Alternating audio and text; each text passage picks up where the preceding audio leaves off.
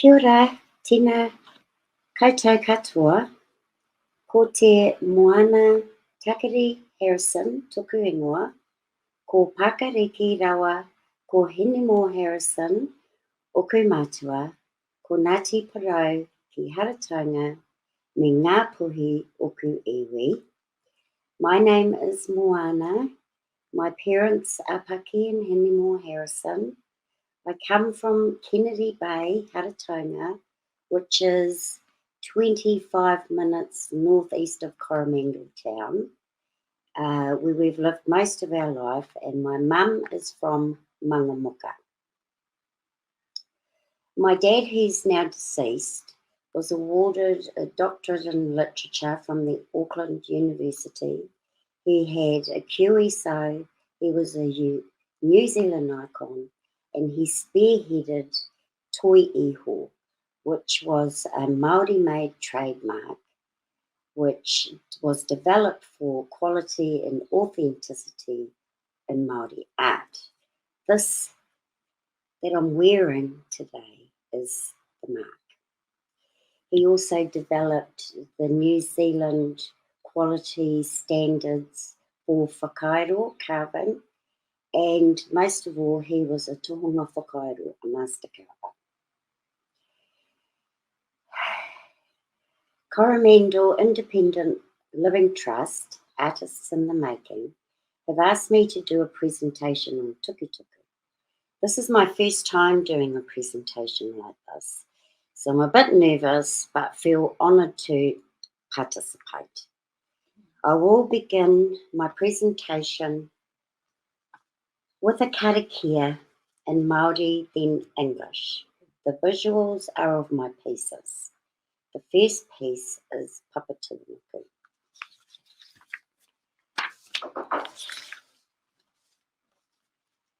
Whakarongo ki te tangi a te tui, tui tui, tui tuia. Tuia I rongo, tuia I raro, tuia I roto, tuia I waho, tuia I te moka here tangata. I tākia mai e Hawaii nui, Hawaii roa, Hawaii pamama, te hono e wairua. Simply put, it's listen to the sound of the tui. The sound echoes above us, below us, inside of us and around us. Muka, the fibres of the flax, is the thread that binds us and connects us back to our spiritual homelands of Hawaii.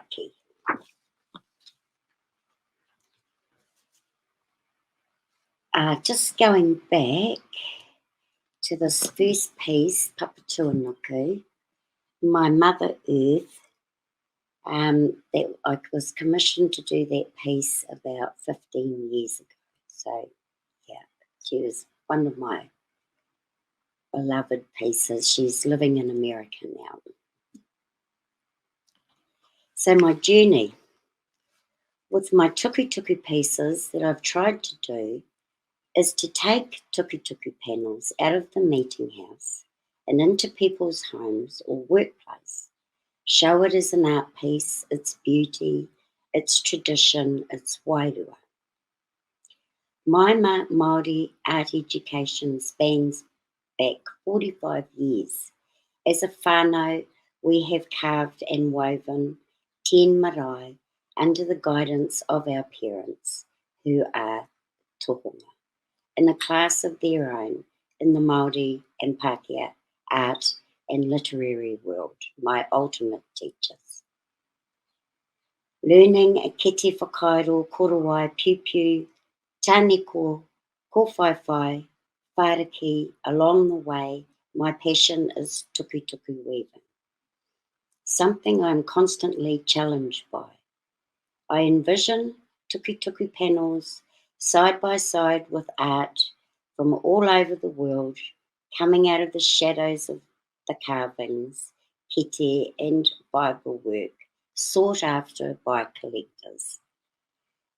There are no boundaries with tukutuku, and I am merely one medium used to keep alive our art and our culture. This piece is Te Whare o Rangi, the House of Rangi, Skyfather.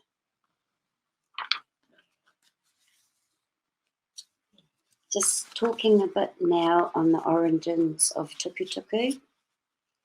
Unlike whakairo, kōwhaiwhai, rāranga, tāmoko, and other Māori art forms, there are no direct references to tukutuku in mythology, and perhaps only one indirect reference, the story of Pingao and Kākoho.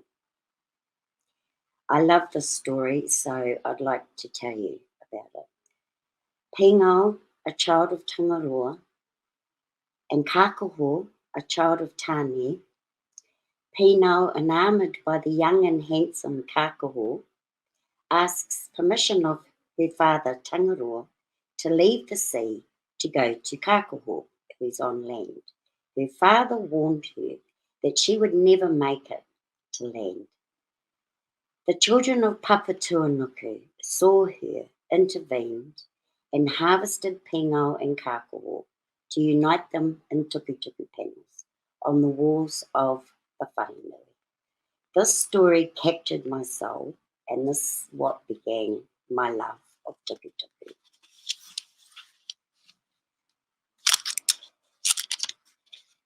Tukutuku today, as we know it, was born as a means of lashing the walls of whare. The tohunga sitting inside the whare would poke a long, sharp, needle-type instrument through to the student who sat outside the whare. An ancient technique known as kohehea, where Kākoho was wrapped with straps of flax and scorched,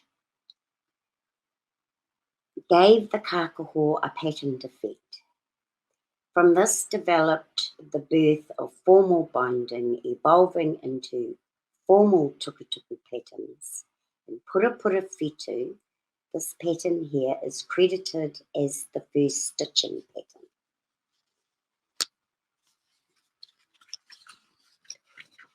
There are 12 universal traditional patterns that we work by under. I will name them for you and just give a simple meaning background to the stitches. Pura whitu is the star-like stitch. It the saying goes, as many stars as there is in the sky, so are the people on the earth. So that's pura whitu. Patiki tiki is a diamond shape pattern. It represents the flounder, which also represents harvest, plentiful food. That's another stitch. Taki toru is a 3 single stitch, which represents conversation. Who are you? Where do you come from? Where are you going? Then we have another stitch called papakirango, which is different ways of doing diamond shapes, which means the fly swat. So this pattern is used to represent death. Back in the day, they had the fans they used to use to keep the flies from the bodies. So papakirango represents this, our dead. Kaukau. Kaukau represents war, but it also represents nurturing. It has a double meaning, kaukau. Neho taniwha is the teeth of the taniwha. Then we have a stitch called roimata, which is crying, sadness, that kind of thing. Waharua kōpito, which is also diamond shapes, represents intermarriage, intertribal. Mumu is also represents the same thing, but is a whanganui pattern. And then we have the Potama pattern, which is ascending on your journey of learning. And we also have Parau Potama, Parairangi Potama, which also is the creation myth. And last of all, we have Tumatakahoki, which are the stitches that we use to bind the tukutuku before we do the patterns on it. Tumatakahoki is credited as the strength, so it's the backbone. If someone's your tumatakahoki, they are your backbone. It looks, when it's completed, it has the look of an eel's bone structure in the eel.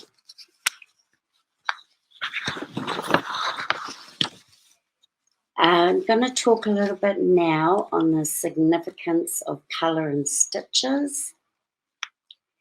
As tukutuku evolved and horizontal slats were introduced as flat timber sticks covering the vertical kākoho which lined the walls of the whare, colour and the type of stitches were a natural progression. Where previously the cross stitch, purapura whetū, was the primary stitch for the stability of the whare, Māori, who are naturally artistic, realise that this form can be used by way of patterns and stitching to speak to the kaupapa of the whare and enhance the kōrero of the carvings. Before the written word, this is how our myths, legends, tupuna and history were recorded.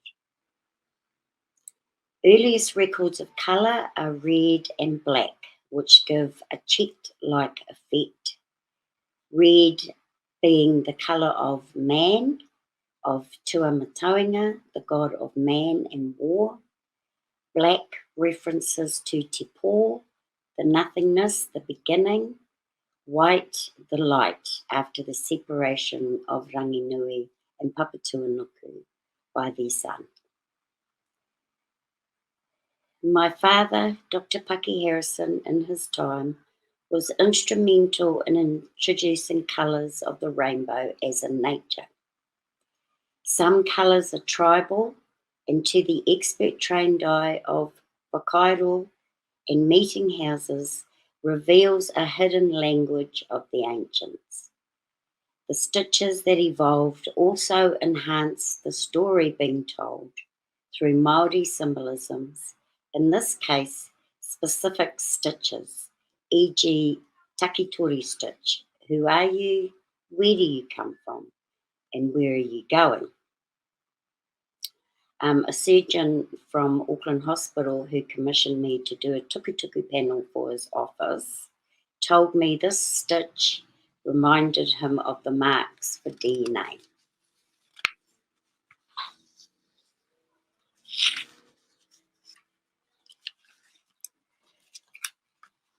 So I hope you enjoyed my talk on tukutuku and some of the visuals that I have.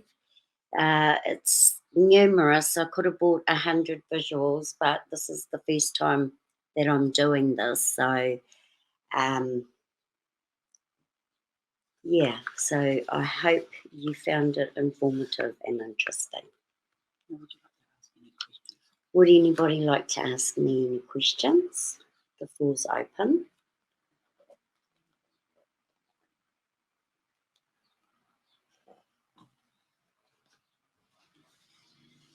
Is there anywhere online that we can learn more about these stitches, please?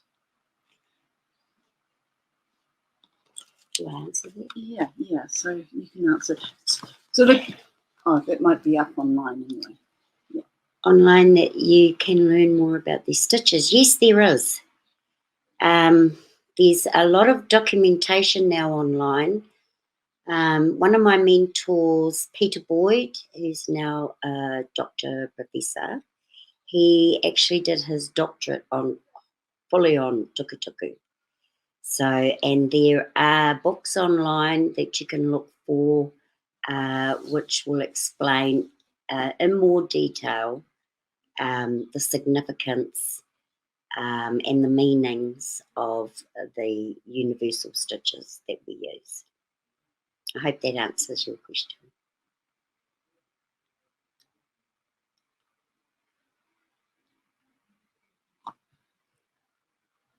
Would it be encouraged?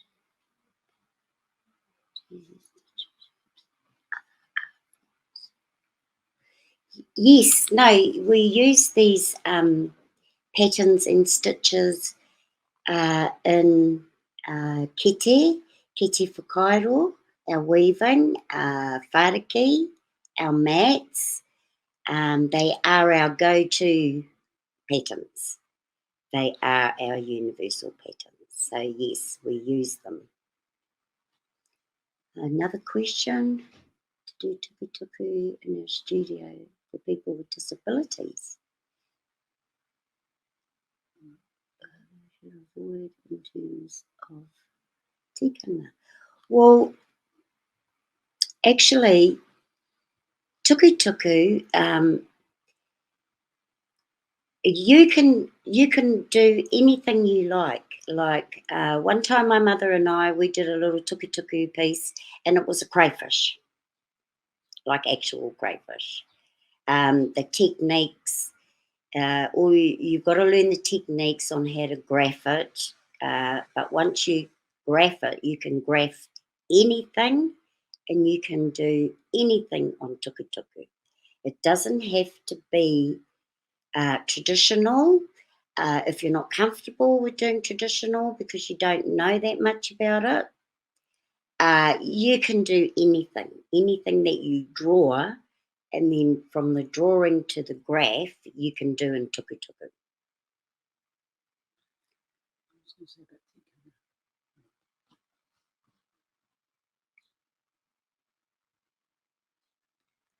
Kia ora Moana, how do you utilise your mahi?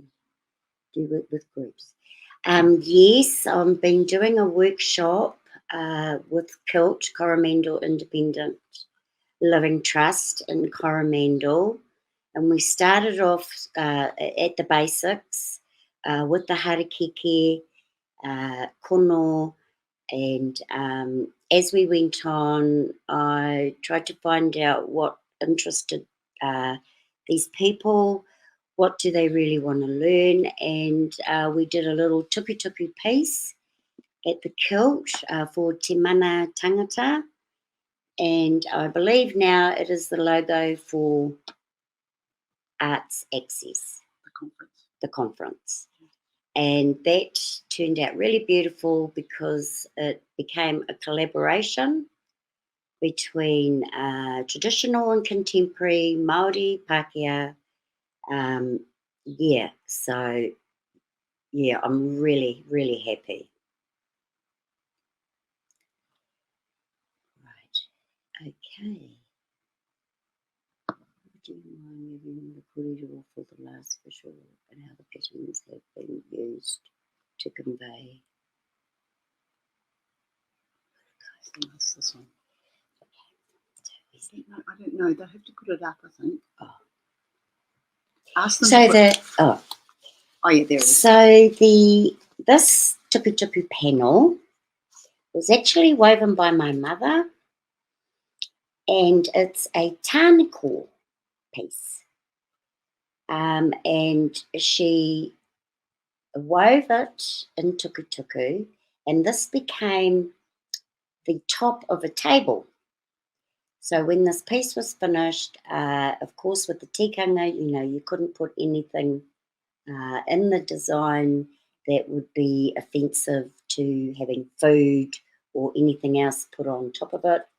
This tāniko pattern, it represents patikitiki, flounder food, harvesting, prosperity, words like that. So that's how this piece talk about each colour. Came about.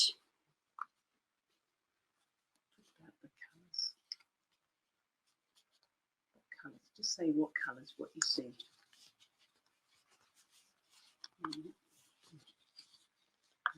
Yeah, so is there any more questions? Anybody got any more questions?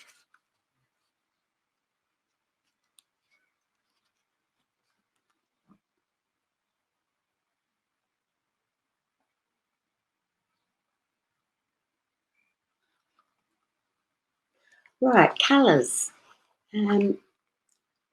Colours. Well, different tribes usually affiliate to different colours. Different areas, you can expand on that. For me, in the Hauraki, and because back in the day, the ancients, the tāmoko was blue.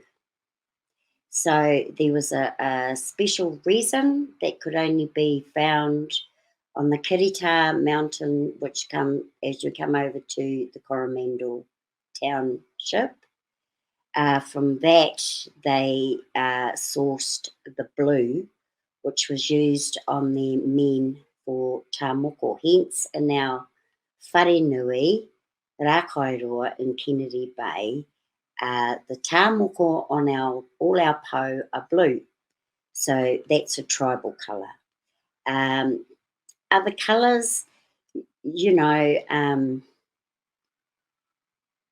can expand on your colours. I mean, nature is full of colours. And so we take that, it enhances the look of it, and also it's got the meaning if you know what you're trying to produce in the piece. Another question, tukutuku remind you of the mats, ever used in mats? Tukutuku is not used to make mats, but the patterns are, the designs are. So that's probably why it reminds you of the Polynesian mats. Our designs are very similar throughout the Polynesia, Melanesia, I believe. Yeah. So whāriki is the method used to make the mats, and yes, we do use these universal patterns in whatever we weave.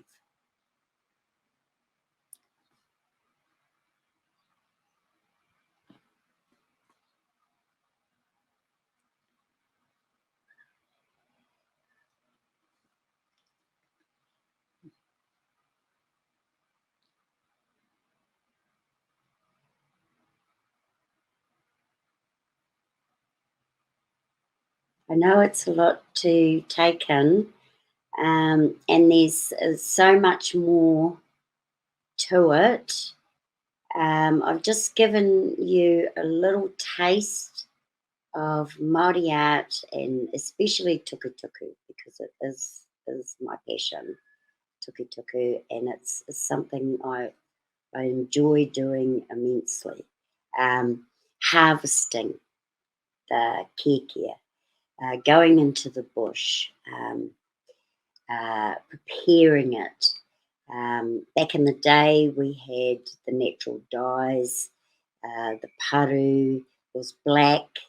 The tanikaha bark for the brown reds, and the white, the natural colour of the kēkia, which is a climber. It climbs up native trees in the bush. It's a long blade leaf. It looks a little bit like cutty grass. That is the favoured material for tukutuku and kiti whakairo. Recently, because of the lack of prepared kēkia and weather, because it's seasonal when you do harvesting, only certain times of the year, we used harakeke for our piece that we did for Kilt in Coromandel.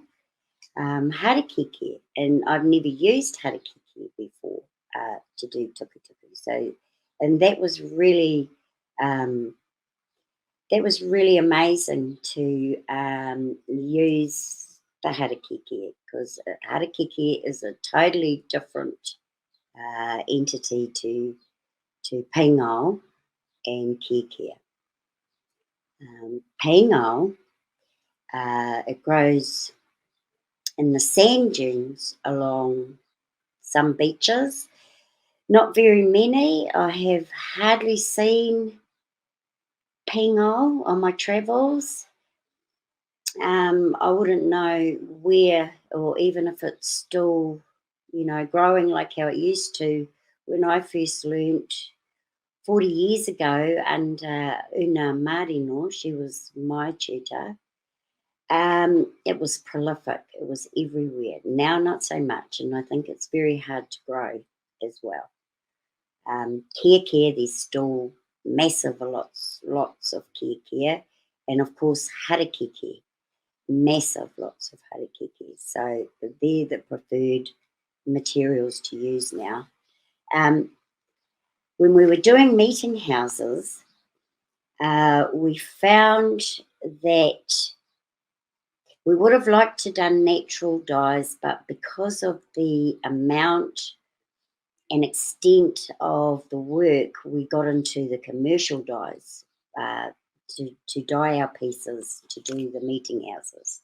As a family, we have completed, under the tuition of my mum and dad, 10 meeting houses around New Zealand, fully carved, fully woven, ko whai, big team of people. But it was a wonderful experience as a family, working under my mum and dad. Very privileged. We were very privileged family. And a few of us are still doing it today. My younger brother, he is heavily into the carving scene. A lot of his work now is restoring a lot of the carvings that our father did years ago, and things like that. My mother, who's now 91, she doesn't do weaving so much anymore. Her passion was moka, the fibre from the flax, and korowai, feathers, and moka korowai. It would take her 9 months to prepare all her pieces, her moka, her feathers, natural dyes for her moka, and another 9 months to weave it. So she used to say it was easier to build a house quicker to build a house than to weave the korowai.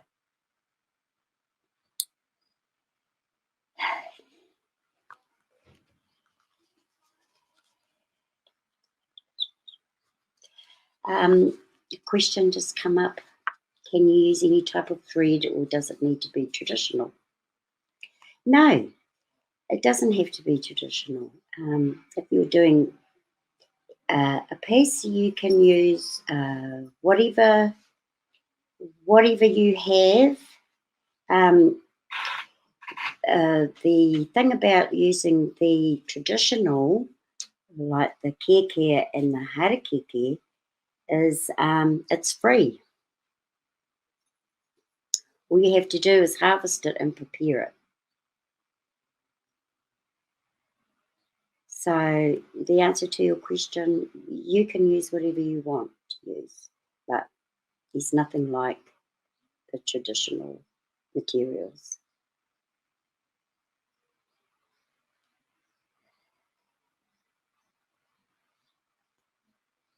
Hope that answers all your questions.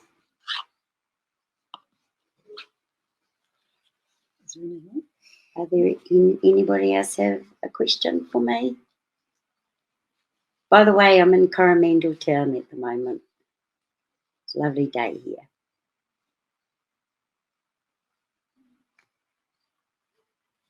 Okay, well, thank you for your time. Thank you for this opportunity to do a presentation on tukutuku. Kia ora.